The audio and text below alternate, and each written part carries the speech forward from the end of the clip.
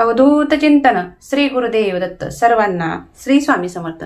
स्वामींच्या चरणी एवढीच प्रार्थना करते की स्वामी कृपेने आपल्या मनातील सर्व चांगल्या इच्छा लवकरात लवकर पूर्ण होत आणि आजच्या एका नवीन आणि सुंदर विषयाला सुरुवात करते. आजचा विषय अतिशय महत्त्वाचा आहे. प्रत्येकाला सांगितलं जातं किंवा कुणी कुणी आपल्या स्वतःच्या मनाने इच्छेने 11 आरत्या करतं, कुणी 21 करतं, कुणी 108 आरत्या करतं. जसं की 108 स्वामी चरित्र सारामृत पारायण केल्यामुळे आपली कोणतीही अशक्य वाटणारी जी इच्छा आहे ती पूर्ण होते.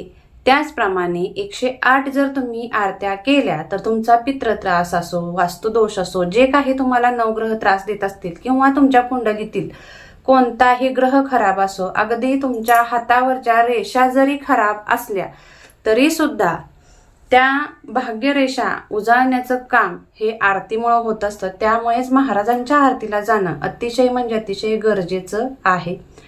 आता जे कोणी 11 आरत्या करण्याची इच्छा असेल किंवा 21 आरत्या करायच्या असतील, कुणाला 51 करायच्या असतील, कुणाला 108 करायच्या असतील, तर त्या कोणत्या प्रकारे करू शकतो आणि तो संकल्प कसा करायचा आहे की ज्यामुळे निर्विघ्नपणे या ज्या आरत्या आहेत त्या पूर्ण व्हाव्यात आणि कोणतंही कधीही विघ्न त्या आरत्यांच्या मध्ये येऊ नये, कधीही आरत्यांमध्ये खंड पडू नये, याच्यासाठी हे करणं गरजेचं आहे. पहिल्या आरतीला ज्यावेळेस तुम्ही जाल, असं काहीही नाही की महाराजांचा वार फक्त गुरुवारच आहे, महाराजांचा वार फक्त रविवारच आहे. ते ब्रह्मांड नायक आहेत. त्यांना कोणत्याही काळाचं किंवा कोणत्याही वेळेचं आणि कोणत्याही वाराचं बंधन नाही. त्यामुळे तुम्ही स्वामींची आरती केव्हाही कधीही सुरू करू शकता. सकाळची आरती तुम्हाला करायची असेल तर सकाळच्या आरती 8ची असते, नंतर 10:30ची आरती असते, त्याच्यानंतर संध्याकाळी 6ची आरती असते. ज्या तुम्ही एरियामध्ये राहत असाल त्या एरियामध्ये आरत्या जर रोजच्या रोज होत असतील तर तुम्ही सलग सुद्धा 11 दिवस 11 आरत्या करू शकता. जर तुमच्या तिथे रविवारची आरती असेल, मंगळवारची असेल, कुणाकुणाच्या ठिकाणी बुधवारची असते, एखाद्याच्या ठिकाणी गुरुवारची असते, तर तुम्ही त्यावारी सुद्धा आरत्या करू शकता. म्हणजे आरतीला महाराजांच्या जाणं गरजेचं आहे.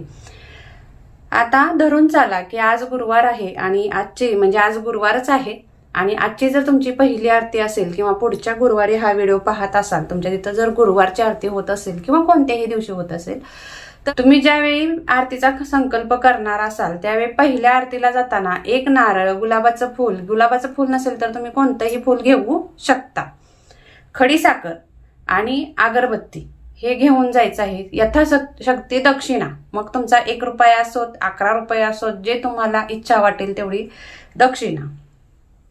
महाराजांच्या समोर जायचं आहे. त्रिवार मुजरा करायचा आहे. सर्वांना माहीत आहे की मुजरा कसा केला जातो, त्या पद्धतीने मुजरा करायचा आहे. ज्यांना माहीत नसेल त्यांनी कमेंट बॉक्समध्ये तसं विचारा, तुम्हाला तो देखील व्हिडिओ करून मी नक्कीच दाखवेन की महाराजांना मुजरा कसा केला जातो.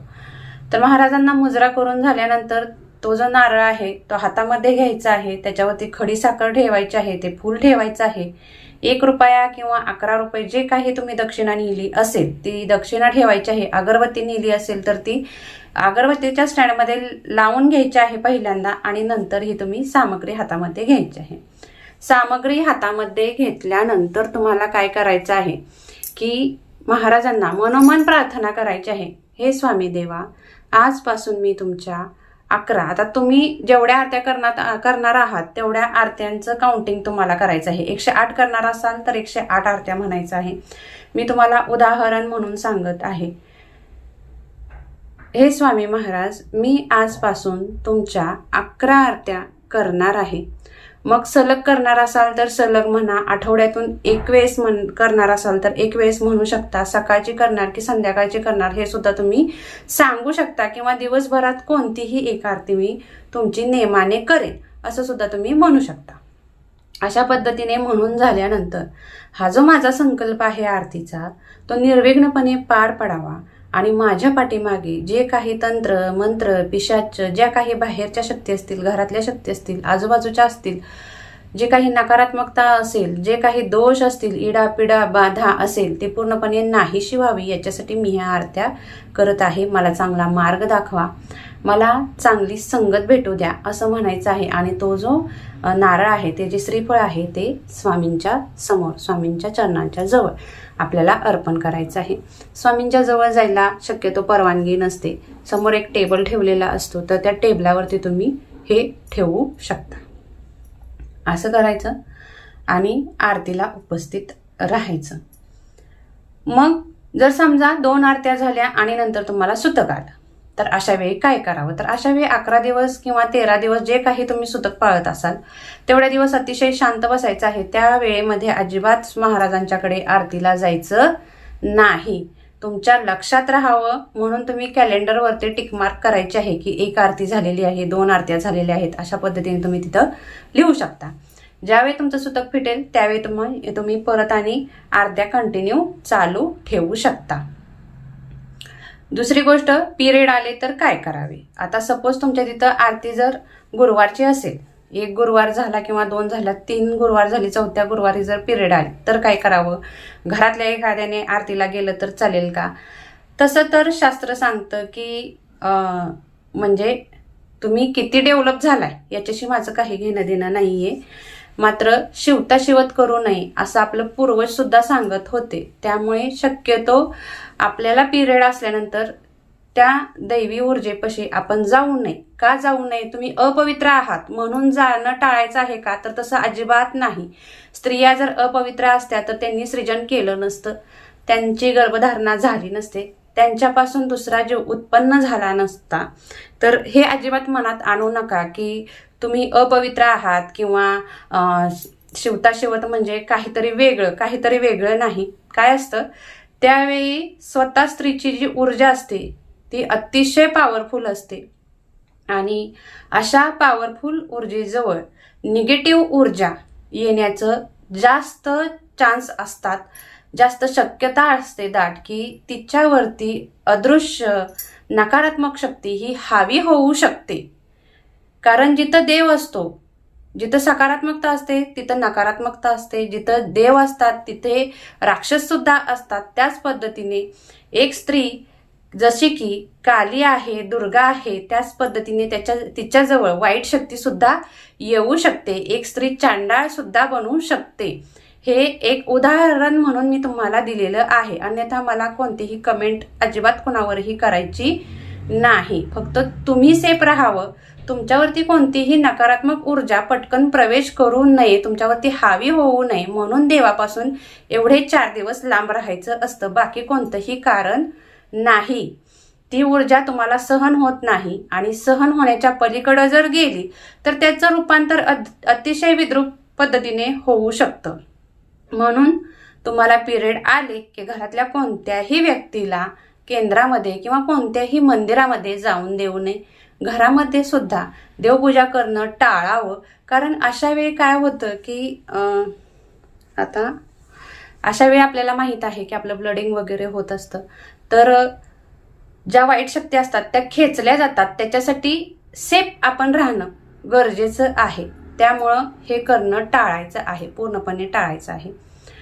5व्या दिवशी तुम्ही ज्यावेळी तुमची आंघोळ होईल, ज्यावेळी तुम्ही केस वगैरे धुवाल, अशा वेळी तुम्ही पुन्हा आरत्या चालू करू शकता. बिटाळ वगैरे असेल तर अशा वेळी सुद्धा आरत्या टाळायच्या आहेत. अशा वेळी सुद्धा महाराजांची आरती करायची नाही. आता शेवटची आरती ज्या दिवशी असेल त्या दिवशी काय करावं? शेवटची आरती ज्या दिवशी असेल त्या दिवशी प्रयत्न करा की सगळ्या कुटुंबातल्या व्यक्तींना घेऊन आरतीला जाण्याचा. ज्यावेळी तुम्ही सगळ्या कुटुंबातील व्यक्तींना तुमच्या घेऊन जाल शेवटच्या आरतीला, त्यावेळी त्यांची जी ओरा आहे, आपल्या जी शरीर असतं त्या शरीराच्या कडेनं 7 चक्र असतात, 7 लय असतात, 7 ओरा असतात. त्या ओरा जर तुमच्या क्लीन राहिल्या तर तुम्हाला प्रत्येक गोष्टीमध्ये सक्सेस मिळायला सुरुवात होते, यश मिळायला सुरुवात होतं, कीर्ती, मान, सन्मान तुमचा वाढायला सुरुवात होत असतो. जर तुमची ओरा खराब असेल, म्हणजे तुमच्या अवतीभोवती जर निगेटिव्ह ऊर्जा जास्त असेल, तर अशा वेळी ती ऊर्जा काय करते? तुमच्या प्रत्येक कामामध्ये अडथळा आणण्याचा प्रयत्न करते आणि तुम्हाला असं वाटतं की मी आतापर्यंत स्वामी सेवा करत नव्हती आणि आता करायला लागली म्हणून माझ्या पाठीमागं हे सगळं लागलेलं आहे, ह्या सगळ्या अडचणी तेव्हापासूनच चालू झालेल्या आहेत. तर तसं नाही. आपली ओरा क्लीन राहण्यासाठी आपण इतरांच्या घरामध्ये जेव्हा जातो त्यावेळी त्यांच्या बेडवरती बसायचं नसतं, त्यांच्या कोणत्याही गादीवरती बसायचं नसतं. खुर्चीवरती बसलात तर चालेल, कोचवर बसलात तर चालेल, मात्र प्रत्येकाला एखाद्याची जर अशी सवय असते की पटकन एखाद्याच्या बेडवरती जाऊन बसणं, तर ते करायचं नाही. कारण तुम्हाला माहित नाही त्या व्यक्तीचे विचार कसे आहेत. ज्यावेळी ती व्यक्ती कोणत्या विचारामध्ये तिच्या, जसे की आपण म्हणतो एकमेकांचे कपडे घातल्यामुळे आपली ऊर्जा काय होते, चेंज होते. पूर्णपणे नकारात्मक किंवा सकारात्मक प्रभाव आपल्याला दिसून येतात. तसंच आपण जर एखाद्याच्या घरामध्ये गेलो आणि त्यांच्या वस्त्राचं टच म्हणजे त्यांच्या वस्त्रांचा स्पर्श आपल्या शरीराला झाला की तुमची जर पॉझिटिव्ह एनर्जी वाढीस लागली असेल तर ती निगेटिव्ह मध्ये सुद्धा बदलू शकते. याच्यासाठी आपण कोणाच्या घरामध्ये जातोय, ते व्यक्ती कशी आहे, आध्यात्मिक आहे की नाही, की नास्तिक आहे, याचा पुरेपूर विचार करूनच आपल्या आरत्या चालू असताना त्या ठिकाणी प्रवेश करावा. शक्यतो आरत्या चालू असताना कुणाच्याही घरामध्ये जाऊ नये. ज्यावेळी तुमची आरती तुम्ही जाऊन केंद्रामध्ये कराल तर अशा वेळी कुठंही खरेदीला जाऊ नये, किंवा आहे एखादा पाहुणा शेजारी किंवा एखादी मैत्रीण म्हणाली की चल माझ्या घरी, असं चूक करायची नाही. आरती झाली की ती जी ऊर्जा आहे स्वामी महाराजांची, ती ऊर्जा घेऊन आपल्या घरामध्येच प्रवेश करायचा आहे. कुठंही भाजीपाला मार्केट किंवा एखाद्या दुकानामध्ये तुमचं काम आहे म्हणून तुम्ही गेलाय आणि पटकन तिथं काहीतरी वस्तू घेतल्या, असं चूक करायची नाही. या चुका जर तुम्ही टाळल्या ना, तुम्हाला 100% 11 आरत्यांच्यामध्येच फरक हा जाणवून येतो. बऱ्याच स्वामी सेवेकरांचा अनुभव आहे आणि तुम्हाला देखील अनुभव आल्याशिवाय राहणार नाही. बऱ्यापैकी मी तुमच्या सगळ्या प्रश्नांची उत्तरं दिलेली आहेत. तरी सुद्धा एखादा प्रश्न जर तुमच्या मनामध्ये आला तर नक्कीच तसा कमेंट बॉक्समध्ये विचारा. मी त्या देखील प्रश्नाचं उत्तर हे नक्कीच देईन. झालेली सर्व सेवा ही स्वामी महाराजांच्या चरणी रुजू करून आजची माहिती मी इथेच थांबवते. माहिती आवडली असेल, व्हिडिओ महत्त्वपूर्ण वाटला असेल तर नक्कीच आपलं पूनम रेमेडीज हे जे चॅनल आहे ते चॅनल सबस्क्राईब करायला अजिबात विसरू नका आणि भरपूर जणींना हा व्हिडिओ शेअर करा की ज्यामुळे त्यांच्या मनातले देखील प्रश्न जे आहेत ते सुटतील आणि त्याचं पुण्य तुम्हाला देखील भेटेल. श्री स्वामी समर्थ.